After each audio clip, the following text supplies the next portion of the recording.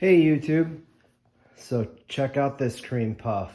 It's an MXZx 440, liquid cooled, 1997 model. This is the first year that Ski-Doo got serious about the S chassis for racing.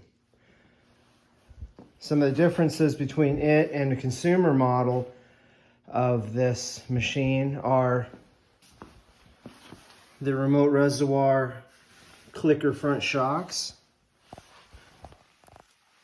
It had a unique setup for the ski where you could move the ski forward and rearward underneath the spindle to change the handling characteristics. I don't think the trailing arms are any different. I believe they all have these extra gussets here.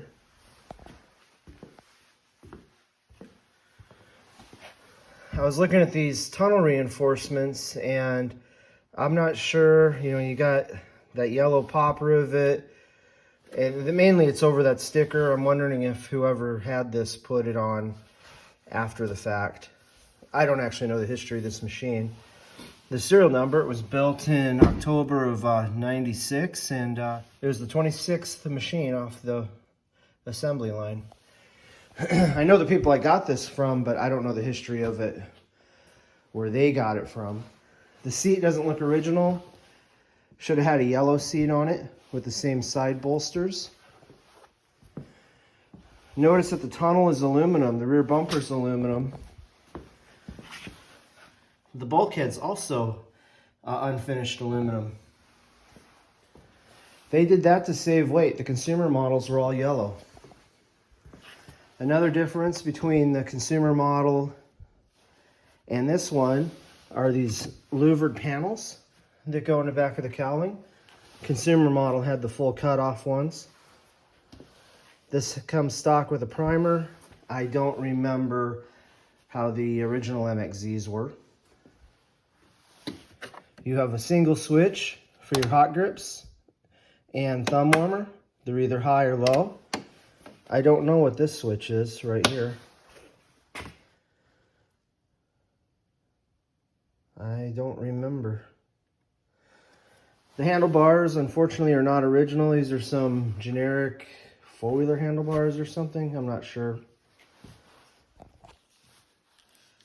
A lot of the Ski-Doo machines, they had a dual-stage throttle where it slid. That was a system they came out with on the PRS chassis. But on this one, it's got just a standard single pivot point throttle. And I believe the consumer model had that as well. These grips aren't original. The original grips are actually off a Tundra, as I recall. I think they were. Anyway, they were a smooth rubber that had no texture on it whatsoever, and they were shorter. I remember buying an extra set. I had a 98 model. I didn't have the 97, the first year these came out. This machine's premix only, has the clear gas tank, and my 98 had a cover that came over here, and I took it off as well. I don't know if the 97 came with the full cover or the person took it off. I'm not sure. Pretty good sized gas tank, as I recall. It was around 10 gallons, so you had pretty good range.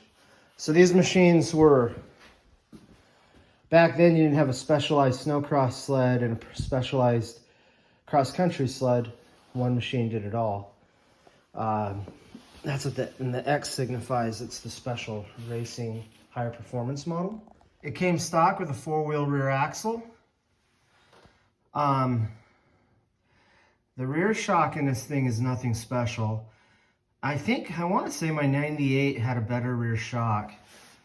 The front shock is set up with the dual spring system. So you've got the smaller spring on the bottom to take care of the little chatter, and then you've got the bigger spring for the larger bumps. Comes with 2 limiter straps. Those relay rods, the ones on my 98 were aluminum, so I don't know if these have been changed out, or in the 97 they came with those stamped steel ones like on a consumer sled. remember my 98, the rail profile had changed. I don't recall exactly, but I think it was for more speed. This one looks like it has an 1.25" track. My 98 came with a low profile track, and I ended up putting an 1.25" on it. I don't know if the 97 came with this track or somebody put it on. I don't know if these things on the side of the tunnel are original. I don't think they are, because I don't remember my 98 having those. Underneath, it's got the Hyfax, or it's got plastic strips in there for stud protection, and you had one big heat exchanger in the rear of the tunnel on the top, rather than having the strips that, like on a consumer model. And see these, I don't know if those are on a consumer model or not, those reinforcements running down the side of the tunnel. And then you would have had the typical heat exchanger in the front of the tunnel as well. Oh yeah, look at those ugly, horrible pop rivets. Yeah, look at that. That's not factory, so that's all. Somebody did all that. It's kind of funny, like how many freaking rivets did they think they needed for such a little stiffener? It's so bad. It's so just unfortunate that this thing sat outside and faded, and yeah, I'm bummed about that. This was typical. I did it on mine. You put extra straps on the hood. This is a Ski-Doo type, and that's where we put them. Keep the hood from flopping around if you rolled it. This machine is premix only, and the consumer model was oil injection. Now here's an interesting thing here, and I have to go look at my old magazines. I recall, I thought the first one of these that came out, or they showed something, or maybe in 96, Ski-Doo was running a remote front arm adjuster right there. And what you had is, it was like a 3-pronged hand wheel, and you could turn it, and you could suck your limiter strap in or let it out. And Arctic Cat had theirs mounted here on a steering post, but I thought they had a patent on that, so I'm gonna guess that Ski-Doo intended to run that, and then they couldn't because of the Arctic Cat patent, but they have the shroud set up for where it mounts. And on my 98, I don't remember if I had the shroud with the hole in it, because I know I didn't have that front adjustment, which I thought at the time was been really cool to have. The windshield is and this isn't the original windshield.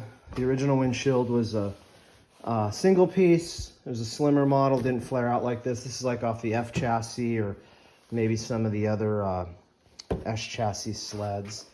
The F chassis, basically what's kind of funny is the F chassis and the S chassis, not this one in particular, that's what makes it special, but they were the same chassis, but they went and put different slimmer bodywork on it and made a whole new, basically looked like a whole new machine, and it just was lighter, and everything was better about the S chassis than the F chassis. I had both, and I can't say I'm a fan of the F chassis. Yeah, logo up here on the cowling. These vents have been painted. Stock that they were red.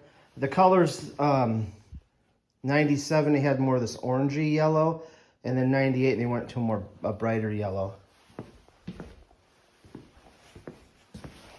It's just too bad this thing hasn't been very well taken care of. You had your full gauges in it. There's your high beam indicator, and then water temperature gauge. Under the hood, you're going to have differences between the consumer model and this. Big differences, actually. This is this aluminum piece. That's for the race sled. The consumer model didn't have that. Lightened it up a little bit. You came with a vented clutch guard. This box wasn't stock. Neither was where the belt holder was, but the spark plugs, I seem to remember mine was like that. And you had your toolkit here, handy, easy to get at. It has windage plates on the secondary, and then this TRA style clutch is actually machined, so it's lighter. It does, this part here doesn't overlap as far. It's actually easier to get at these bolts, so you could raise the top RPM up. See on there, you got that, there's numbers and then a corresponding mark on the bolt, and you could pop those partially out, rotate the bolt to the next setting. You could raise it up in increments of 200 RPM. So pretty handy, nice little feature. I think they carried that on for quite a while on the different models.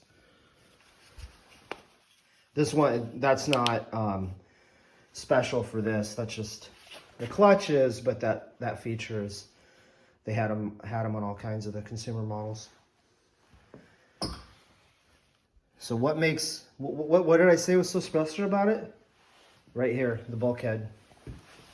This was a big deal. This is a special bulkhead that in '97 only came on the 440 race sled. So what makes it special? Well, it's this rack style steering system. Polaris was using something very similar. I think they maybe started in 95 or 96. They were doing all kinds of stuff for their trailing arm front ends. And the magazines were really criticizing Ski-Doo, and the machines had a tendency to lift the ski into turns. And anyway, so when you went with the rack style steering, you ended up with little stubby tie rods. And then see your upper radius rod? They are shorter than the bottom. Polaris had that, and then Ski-Doo went to it. The consumer models, they still used equal length, and they just didn't handle as good. And when I got my 98, I could tell it was a noticeable difference when you went to corner. It didn't want a high side. You know, it didn't want to lift the ski when you went into a corner. It didn't want to lift the inside ski up as much with this front end. But then in 98, they put this bulkhead and a steering system on 670, and only the 670. But the 440, they only made 2 years of this S chassis 440, so I don't know how many of them are still around. I wish I never sold my 98, but this 440 motor was amazing. I loved it. I didn't have to rejet it. It was truly pull and go. This bottle here you filled with oil, and I would do it after, every gas tank. And that supplied oil for the rotary valve and probably the water pump gear. But people wouldn't know that, then they'd run it dry, and I just filled that. So I saw a stain on my floor. Yeah, when we were here, let's see. See that? I have a feeling. Yeah, I think I'm leaking something. I don't know. That's not good. So, but best to find it out now. Anyway, without having the oil injection, you had extra space here. Get more air to your brake. Special bracket there to hold the electronics. There's your water bottle for the cooling system. I suspect the brake was a little better than the consumer model. It had a single one-piece pipe compared to the bigger machines that had a two-piece. This wrap was something somebody did at one point. It's got heat shielding on it. Anyway, these things, as a 440, these things they had really good power. Like I said, I wish I never sold mine. I'm glad I was able to end up with this one, but it's kind of depressing to see just, how poorly it's been taken care of. So we'll see what I can do to. Well, I guess the main thing is I want to ride it. I'm just going to ride it the way it is and see, if I no use putting a bunch of money into it and have it blow up, 10 miles down the trail. But yeah, I'll try to link. I had a little quick ride on it this spring, and yeah, because I made sure I'd filled this oil bottle. So, and I filled it the other night before. It's been sitting 2 days. Interesting. Curious where that oil's going. Okay, guys. I didn't really mean to go for so long. Just trying to give you an in-depth view of the 1997 Ski-Doo MXZx 440. Thanks for watching.